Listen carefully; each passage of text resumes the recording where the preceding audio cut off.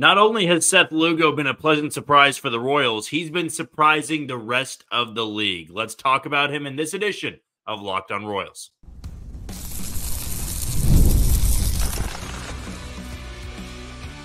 You are Locked On Royals, your daily Kansas City Royals podcast. Part of the Locked On Podcast Network, your team every day. Thank you for tuning in to another edition of Locked On Royals on the Locked On Podcast Network. As always, I am your host, Jack Johnson, and you can find me on Twitter or X at JohnnyJ_15. And you can find us wherever you get the podcasts like Spotify, Apple Podcasts, Amazon Music, Google Podcasts, Odyssey, and we're on YouTube. Just be sure to hit the follow button and subscribe. If you are a first-time listener, we want to let you know where I'm based at least so you can get a little bit more information on me. I'm here in Kansas City. I work at Sports Radio 810 WHB. I do some co-hosting, some hosting, and some producing as well. So I stay pretty busy in the sports world. But when you come to this podcast, you know that it's going to be strictly Royals baseball all of the time, whether it's regular season, it's postseason, or it is in the offseason. You're never going to have to worry about not getting your fix in for the Kansas City Royals. Today's show is brought to you by Prize Picks. There's plenty of sports going on right now across the globe, whether it be pros, whether it be college. So get started winning some money with Prize Picks. They've got some great deals running. We'll talk about them throughout today's times. So be sure to go get over and set up at Prize Picks. But again, more on them a bit later on in the show.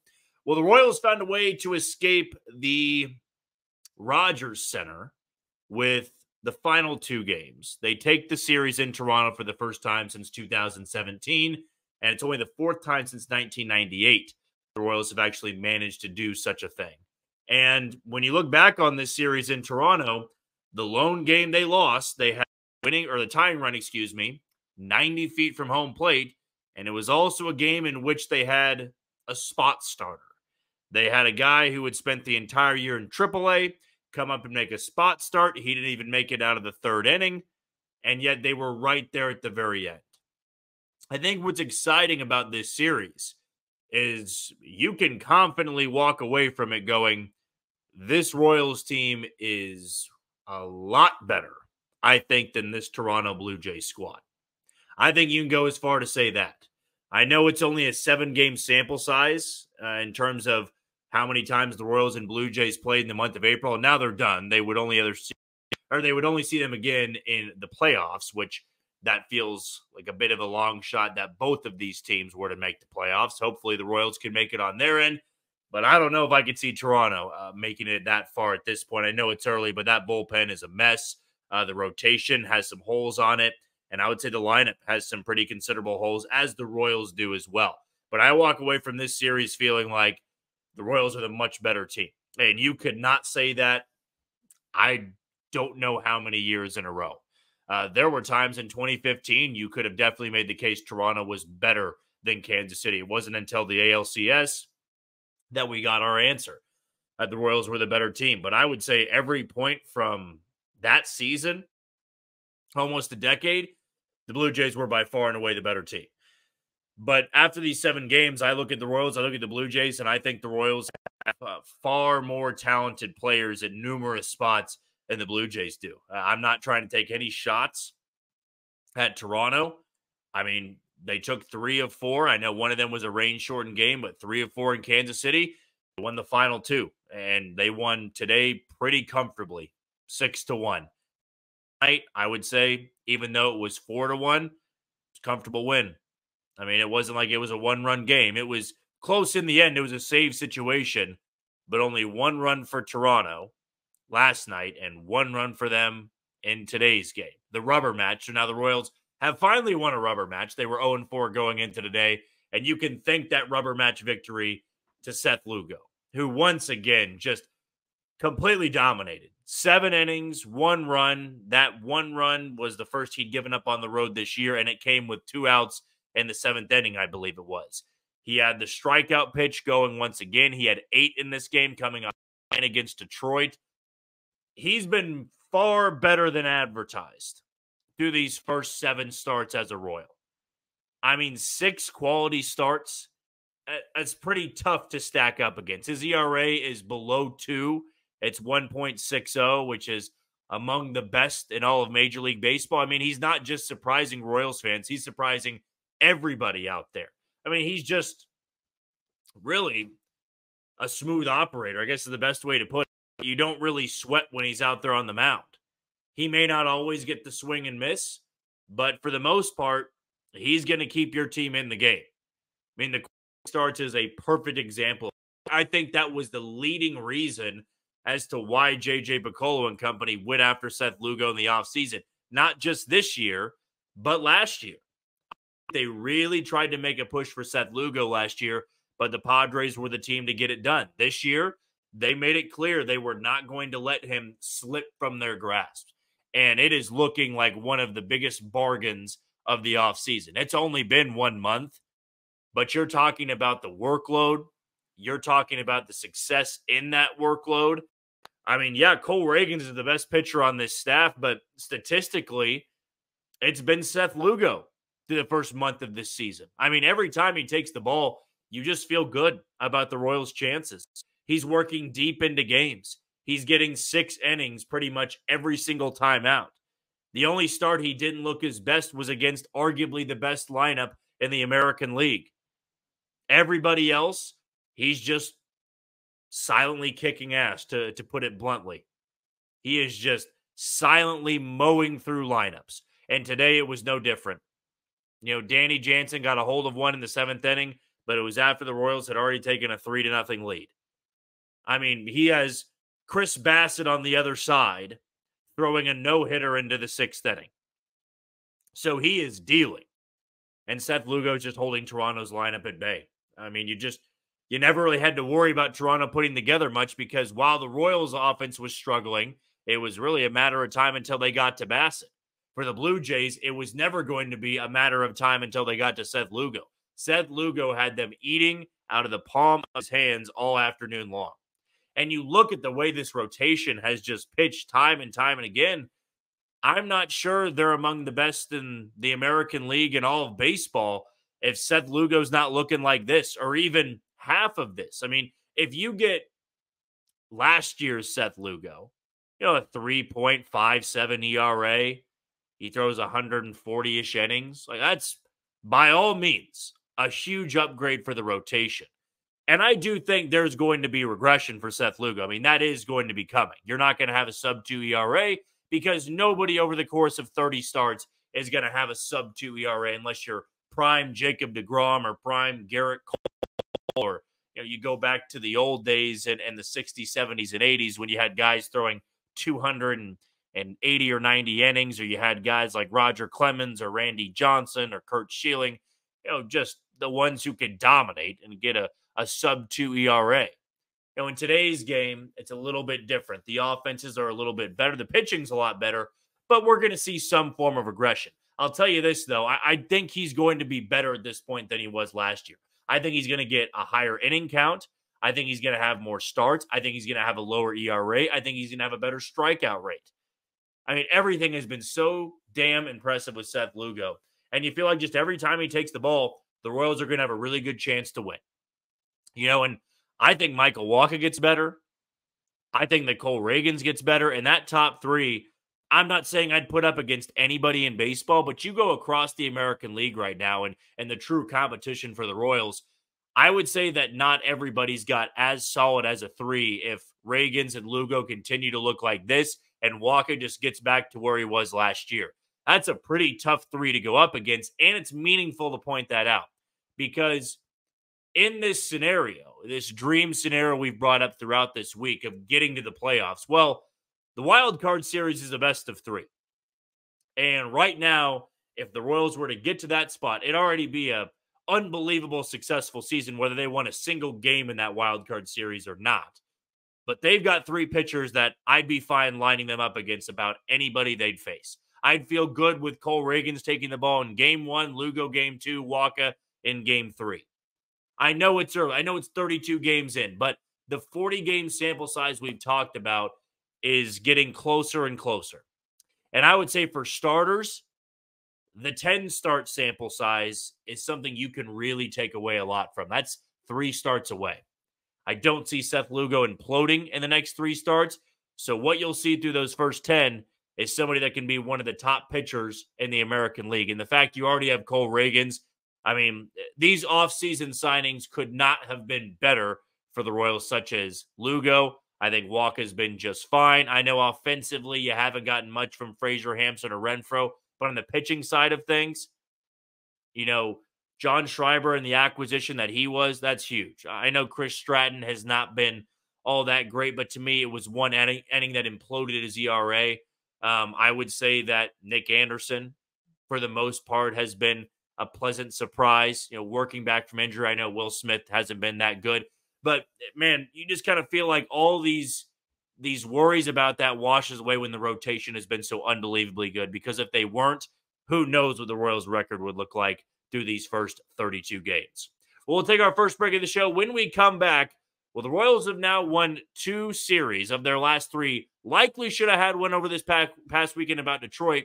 So can it put to bed one of the big criticisms this team had 2 weeks ago, which was maybe they can only beat the Chicago White Sox? We'll dive into that next on Locked On Royals. You are tuned into Locked On Royals on the Locked On Podcast Network. I'm your host, Jack Johnson, and you can follow me on Twitter or X at JohnnyJ_15. That's at JOHNYJ_15. A few sponsors that we want to give a shout out to. We're going to start it off with DoorDash. We know that Mother's Day is just around the corner. Does your mom have a sweet tooth? Is she a tech enthusiast, a beauty connoisseur, or is she outdoorsy? No matter what she's into, you can make her smile with a fruit or flower bouquet, makeup, tech gear, workout wear, and much, much more. You can get all your Mother's Day gifts all in one place and get 50% off your next order and up to $15 when you spend $15 or more on your next flower, convenience, grocery, or retail order now with Locked On MLB. That's Locked On MLB, LOCKEDON MLB. Order using DoorDash today. Those terms apply. We also want to give a shout out to this title sponsor today in Prize Picks. Now, with Prize Picks, we know that spring training is over and baseball season is officially underway. Don't miss your chance to add your favorite players from the diamond in your Prize Picks entries. Whether it's strikeouts, RBIs, or first inning runs, take your pick of more or less and add them to your Prize Picks entries today. You can also get in on the playoff action and win up to 100 times your money on Prize Picks as you and the world's best players take the game to a new level during basketball's postseason with Prize Picks. I go back 2 weeks ago, and I looked at the Royals team and where they were at, the numbers they were at, dug into the pitching numbers, dug into the lineup, the batting averages, the OBP, the WRC+, the expected slugging percentages, the BABIPs for a lot of the guys. I looked at the FIPS for a lot of the pitchers, high leverage spot, low leverage spots. I did kind of silently just do a ton of research back then. And I remember throughout that process, as I'm doing this research, I remembered throughout that stretch of play when things started to go a little bit south for the team. They were losing series to teams that were better than them. Well, let's just call it as it is. Baltimore was better than them. Toronto, the first time they had played them, just felt like they were a better team at that point in time. And I remember as I was out at Kauffman Stadium and the Blue Jays had just beaten the Royals. I believe it was by 3 runs. It might have been 5-2. And that was last week. So 2 weeks ago, they were still, for the most part, riding somewhat high. No, they'd come back from that road trip in which they were over 500. They only took 1 in the Baltimore series, and then Toronto had beaten them in game 1. And I was leaving Kauffman Stadium, and a lot of people at that point were going, see, they can't beat anybody but the White Sox. Every other team they face, it's just not going to work out for them. Right? They're going to maybe grab one. You hope they don't get swept, which, by the way, we're now on to, late May 1st today, about to be May 2nd. The Royals have an off day. So on May 3rd, when they open up this series against the defending world champions and the Texas Rangers, they have to date not been swept. And that, I think, is a huge goal for this team. Don't get swept in any of the series you play this year. And that will keep you in the hunt. That will automatically keep you in the hunt all season long and probably turn in a really good year. But I was waiting and waiting for the Royals to showcase that it wasn't just beating up on a bad team, which I will still say this is impressive to do. The Tampa Bay Rays got swept by the White Sox. Do we think the Rays are just dead and gone? Do we think their years of competitive baseball, or at least half decade, is done because they got swept by Chicago? No, it's because baseball is tough. And beating teams at this level is really tough to do. Beating them at home, beating them on the road, it doesn't matter. But I knew that this team needed to show that they could do it at home and on the road. And they had swept the Astros, but now we see the Astros are a team that are 11-20. They lost in extras, or 11-21, I think now. They lost in extras tonight to the Cleveland Guardians, who are now 20-10, still first place in the American League Central. So the Royals still trying to chase them down, but it feels like they are just constantly keeping everybody at arm's length. They get the 11-20 LA Angels over the weekend too, while the Royals will get the Texas Rangers. Minnesota does get Boston, and the White Sox will be in St. Louis, I think it is. And the Tigers will be in the Bronx on the Yankees. So there might be some separation in the American League Central. But anyways, back to this point. I know now it's just the Blue Jays, right? They'd taken 3 of 4 from the Blue Jays at home. And they took 2 of 3 in Rogers Center in Toronto over these past 3 days. That's still really impressive. And I'm wondering, and I'd be curious of everybody's thoughts on YouTube. I'd be curious people's opinions on Twitter. At what point are you going to recognize, or at least tell yourself, this team is much better than I am anticipating them to be? This team does deserve their flowers. And I thought Michael Massey had a great point. Either it was pregame today or postgame last night. He said, you don't make the playoffs in April. You know, it's not like the Royals are popping champagne for going 18-13 heading into May 1st. They realize there's a much bigger goal at hand, which is getting to the playoffs, which is months and months of competitive baseball, packing Kauffman Stadium. But to the pessimistic side of the fan base, don't blame you. You wanted to see more than just beating up on one of the league's, if not the league's worst team of the last decade plus. Maybe one of the worst teams that we've seen going back to like the 70s. White Sox are really bad. Minnesota just took 7 in a row from them. And of Minnesota's 10 straight wins, 70%. In fact, I think I saw a stat, 41% of Minnesota's wins this year are the White Sox. Minnesota's going to be in the hunt all summer long. And you do that by making sure you beat up on bad teams. Now, if the Blue Jays aren't doing it for you, if you look at their record now and you say, okay, well, only 12 of their 19 are against other teams, I don't really know what to tell you. Because I think when this Brewers series ends next Wednesday or Thursday, I believe it is, so a week from now, the Royals will be out of the woods of that awful stretch that they were looking down the barrel of to begin the year. It was that first, let's see, I think it'll be a 6-game homestand. So 38 games. 38 games that could have dictated their season. I said before you made the I think the trip to, it might have been on the road somewhere, or might have been the beginning of that Blue Jays series. I believe I had said something along the lines of they can get to these first 38 games at like, 20-18 or 19-19. I'm not losing too much sleep. And that would be them losing 6 in a row, all 6 on the homestand. And they're 12-5 at Kauffman Stadium this year. Like, they have, by every measure, overperformed the expectation I had set for them through the first 38 games. But it's not, or first 32 games, I should say. Is that, 32 games. So I look at this team, and I feel like they're giving a lot of people reasons to believe in them. And if you're waiting for this collapse, you can keep waiting if you want to. But I really do feel like you're missing out on an opportunity to embrace a team that could be really good come summertime. And let us not get lost in this start and forget where they came from. I mean, 106 losses, tying a club record. When the Royals had that 106-loss season in 2005, I think it was, they did not have a winning season until 2013. The Royals also went a decade without a winning season. They went from 2003 to 2013. If they go to the playoffs And I know we're jumping the gun here, but I know people that want to dream, and you want me to give you that hope to dream. If they make the playoffs after losing 106 games, and it's 1 year they do it, that's one of the great front office jobs that we've seen. And it's quick of a turnaround. I mean, Baltimore, when they were losing that many games, they still drafted really well, but it took them a while to go.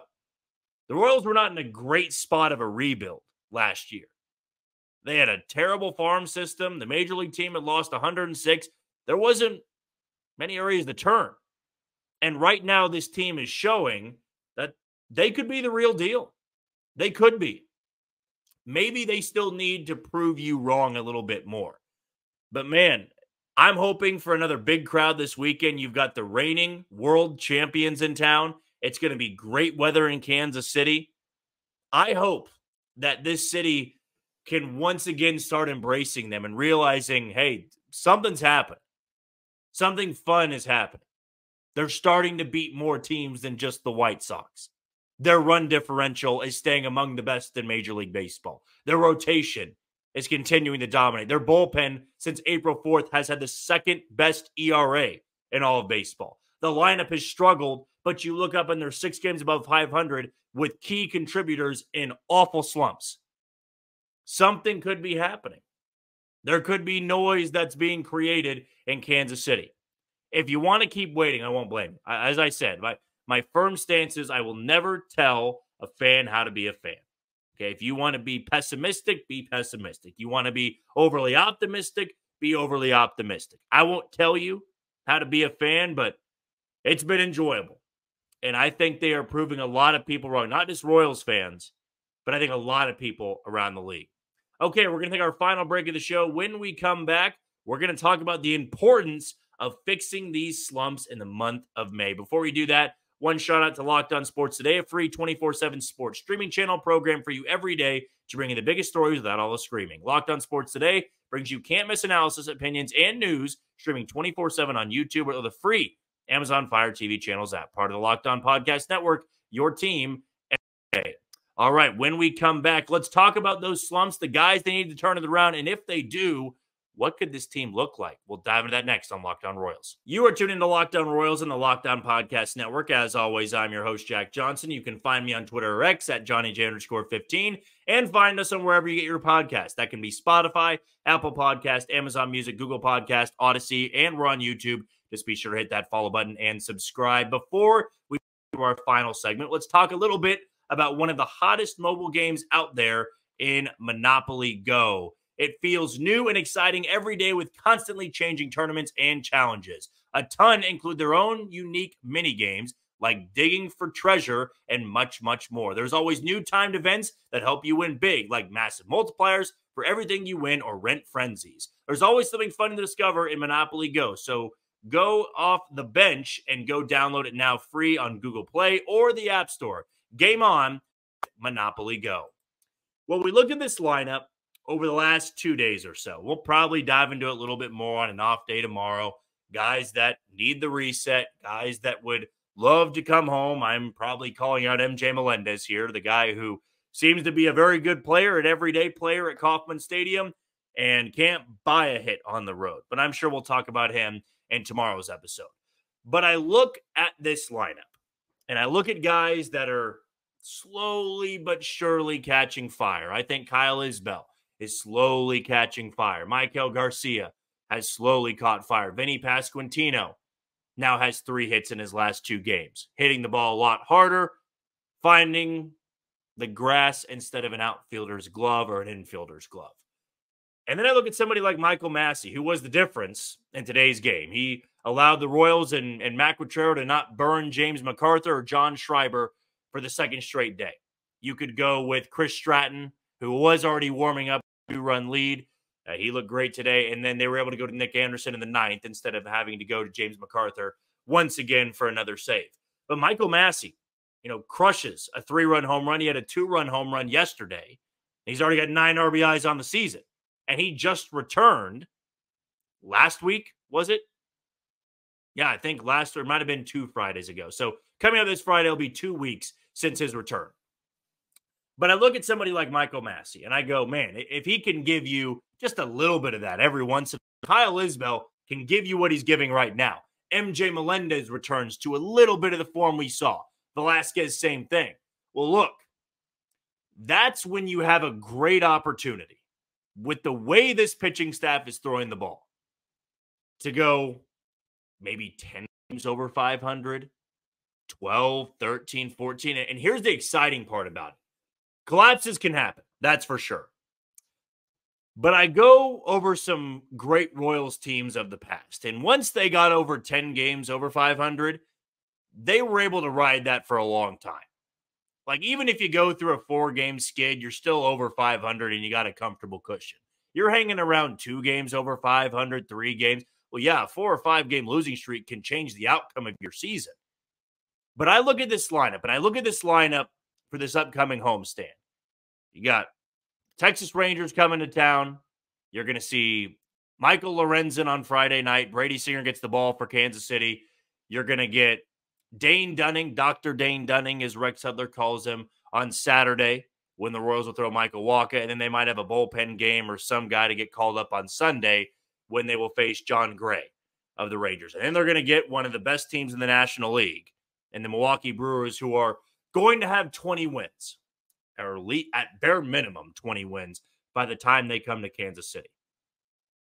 This is one of those homestands I really think can be the wake-up call to those that maybe don't believe in them. We just talked about the past segment what else they have to do to get people to buy into them. If they take both of these series, let's say they take 2 from Texas, and I think it is a 3-game series against Milwaukee. Let me double-check on that. I know they'll have Monday, Tuesday. You know, it might be a 4-game series. I just don't want to misspeak here because I don't think they'd have off days on back-to-back. Okay, so it is just a 3-game series against Milwaukee. Then it's 4 games against the Angels, who are going to be without Mike Trout, and that lineup is looking very iffy at this point in time. But let's say you take 2 of 3 from Texas, you take 2 of 3 from Milwaukee, you're 4-2. You will be 23-15. 8 games over 500. First time, by the way, since 2016. So 8 games over 500. And then you'd be taking on a bad Angels team. That would be for 4 games, by the way. Now, the West Coast road trip has never been kind to the Royals. But you get the Angels for 4. And you get to that 10-game mark. You get to that 11 games over 500 mark. Man, you really start to be thinking about, is this going to be a special summer? Is this going to be the year we've been longing for and dreaming for nearly a decade? Getting us back to October baseball. I know it's May. I know it's early. But there's something about reaching that threshold. And even if it is early, 10 games over 500. I think right now that's a mark for me. And that can't really happen unless the offense fixes its problems. If the offense can't get on the same page and kind of correlate with this hot stretch of the pitching staff, well, then you're not going to have that team that finishes 10, 15 games over 500, which is already a long shot to begin with. You'll be happy with any season with a winning record. I know right now, after a great win in Toronto, another series win, you feel like this team has the makings of a playoff team. You're hoping that they're buyers at the deadline. I saw a question on YouTube for Mailbag Friday about being buyers at the deadline. It's fun times in Kansas City. But to me, you get to that point of a 10 games over 500, 12 games over 500. It's not the end-all be-all, but it allows you some cushion for when you go on that skid, when the pitching staff isn't at its best. And I look at their schedule. This has been a brutal beginning to the season, and yet they're 6 games over 500. After they take on Milwaukee, they will get the Angels for 4. The Angels are one of the worst teams in the American League. Seattle is really good. They're going to get them up in Seattle, so that should be a really fun matchup for 3 games there. Then they're going to get Oakland at home. They're going to get them Friday, Saturday, and Sunday of May 17th, 18th, and 19th. Then Detroit for 3. Then Tampa for 3. Then Minnesota for 4. They'll get San Diego for 3. Then they'll finally see Cleveland on June 4th. So from May 9th to June 3rd, It's a lot of winnable series in there. And then you get to June. And if you're in it then, I really think you've got the makings of a team that can go as far as September, maybe late September, and have a puncher's chance at the postseason. But exciting times. I mean, they've gone through the ringer with some of these tough series. And they're going to get some cushion here. They're going to get some softer opponents in the month of May.